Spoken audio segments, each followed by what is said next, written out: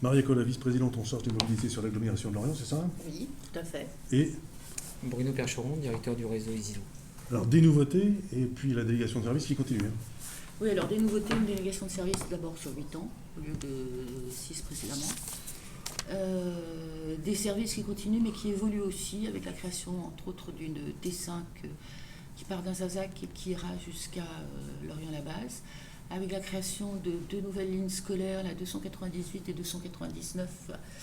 La première faisant Hennebon-Kerlois, Herbon-Malachappe, et la deuxième faisant Hennebon-Inzazac-le-Christ.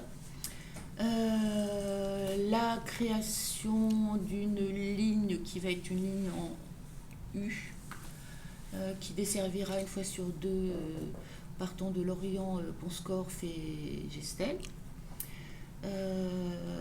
Une nouvelle ligne de bateau qui sera en place à partir du 1er octobre, qui sera la ligne B10, qui va remplacer toutes les lignes existantes et qui fonctionnera en heure creuse. Et le soir, avec des horaires allongés, le lundi, jeudi, jusqu'à 21h35 et le vendredi, samedi, jusqu'à 0h40. Vélos longue moyenne durée, les vélos spéciaux, le covoiturage qui est repris aussi par le délégataire. Voilà, en gros, les nouveautés. Et puis une simplification dans les horaires de vacances scolaires aussi? Absolument, donc une simplification des horaires de fonctionnement puisqu'il n'y aura plus de rupture d'offres sur les vacances scolaires. Une offre horaire unique de septembre à juin et une période d'été et une période pour le festival. Et des tarifs spéciaux adaptés aussi? Alors les tarifs n'ont pas changé, c'est les mêmes que ceux d'aujourd'hui. À noter quand même l'importance des tarifs solidaires, ne pas hésiter effectivement à se rapprocher de nos équipes pour bien choisir le bon tarif. Et puis on n'oublie pas l'outre-rade, les lignes maritimes? Oui, les lignes maritimes, j'en ai parlé tout à l'heure, la B10 qui va fonctionner en heure creuse et qui va desservir tous les ports de la rade pour arriver partir à Quai des Indes.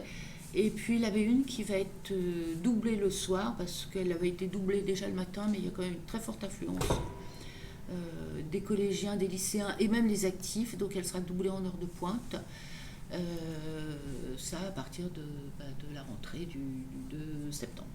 Et puis des nouveaux bateaux peut-être en construction plus tard avec la Ravac Trédent qui pourrait être remotorisé? Oui, la Ravac Trédent va être remotorisée. Là, ça devrait, on devrait choisir le chantier dans les jours à venir. On l'espère pour le premier semestre 2026. On est en train de rédiger le cahier des charges pour avoir des bateaux passagers avec une offre vélo plus importante, des bateaux qui se ressemblent et qui vont nous faciliter les aménagements de pontons sur le territoire. Et puis la ligne circulaire?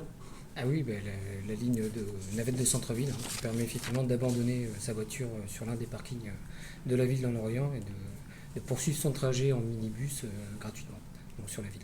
Vous avez des chiffres sur l'agglomération, sur le déplacement?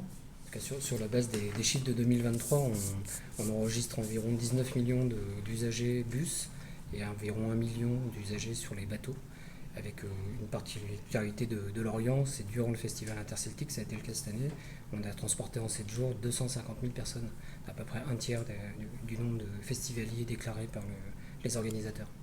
Et puis une innovation, la création d'un laboratoire d'innovation?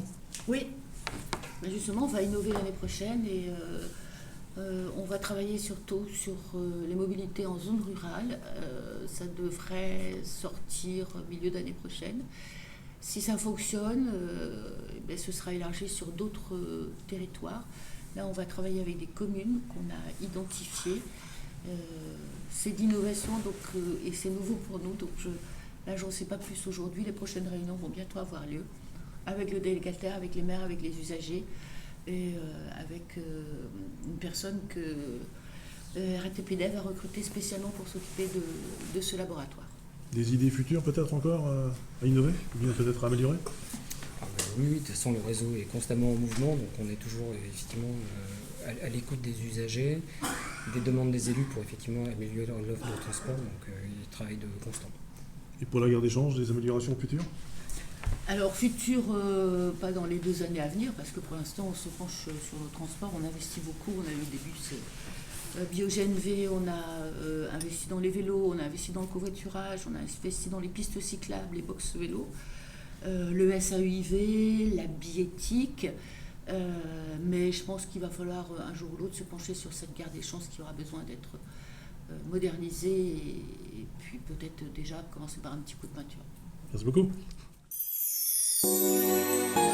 J'ai